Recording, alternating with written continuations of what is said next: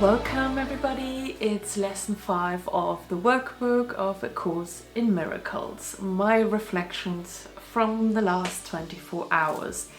And the headline of this lesson is, I am never upset for the reason I think, which is, it already sounds a bit controversial, doesn't it?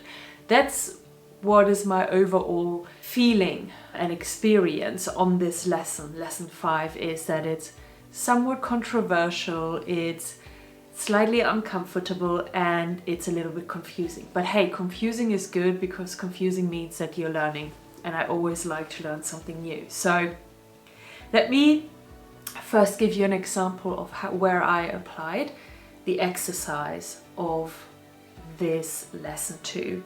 So yesterday my husband had to clean something in the kitchen and he used our normal cleaning brush with which we brush the dishes or clean the dishes, and he completely ruined it by what he cleaned.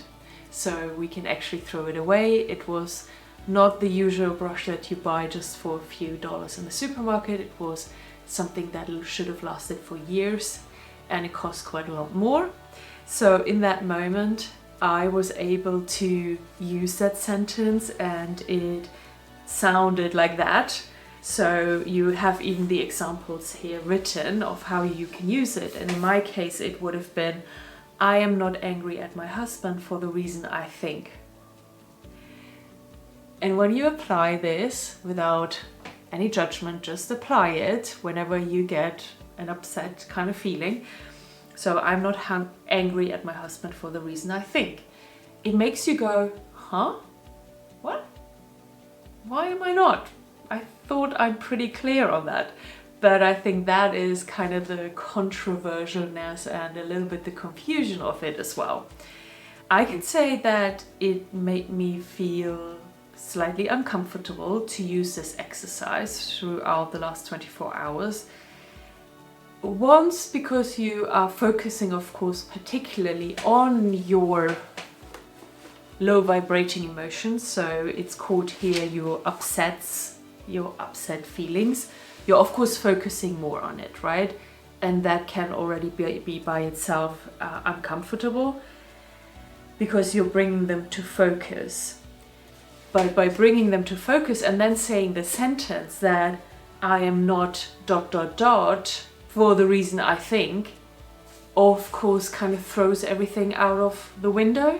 It's like, yeah, okay, you have this feeling, but actually you're not feeling that feeling for the reason that you think, which makes it just feel very weird and confusing. It's like, okay, fine.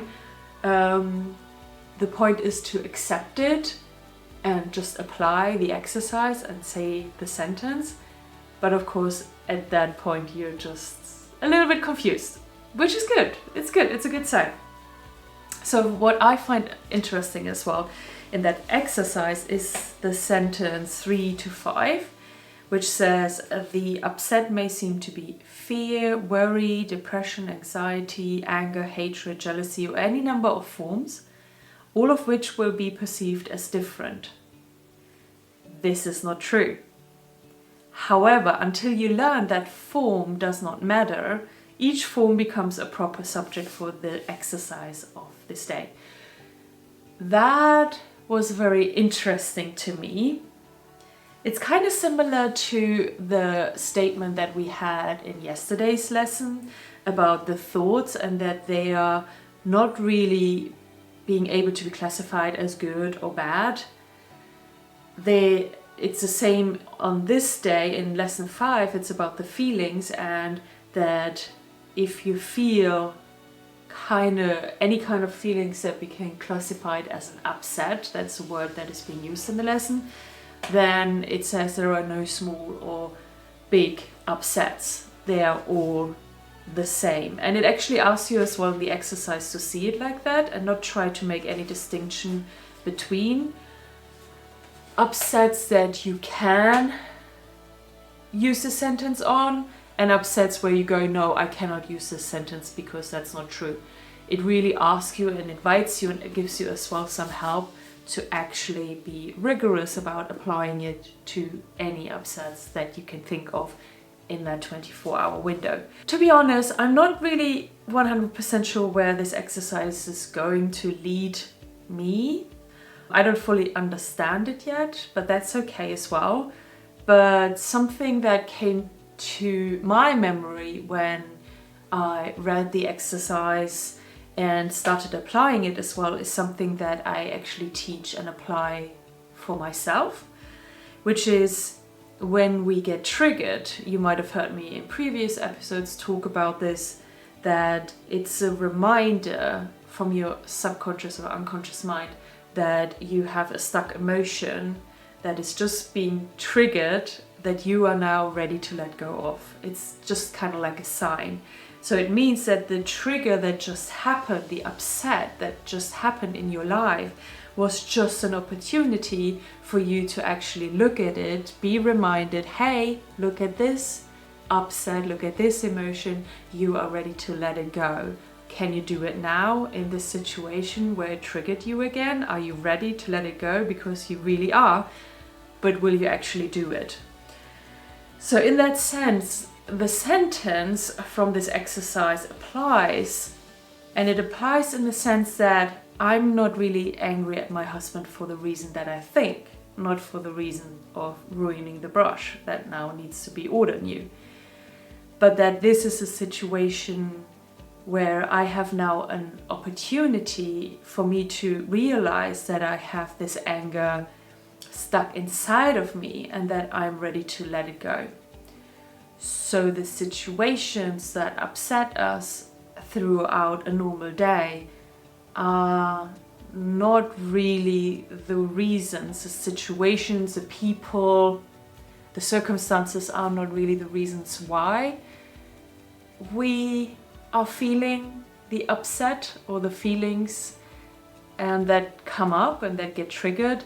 But truly these feelings are already inside of us for a long time, and we are actually ready to let them go. And the trigger, the situation that just happened to you and brought it all up, is just a way of saying, hey, you're ready to let it go. Can you do it now? This is just a reminder. We are ready. Let it go now.